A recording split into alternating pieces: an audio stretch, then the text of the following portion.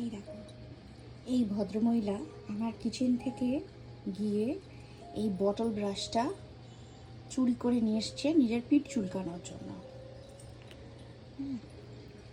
এত পিঠ চুলকায় ওর, এত গাল চুলকায় যে ও বুঝে পায় না কি দিয়ে ওর আরাম হবে, তাই জন্য চুরি করে নিয়ে এসছে বটল ব্রাশ।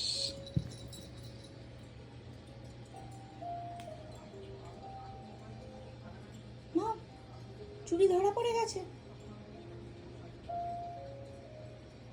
এসো আমি চুলকে দিই, মাথা চুলকে দিই, গা চুলকে দিই, আসো।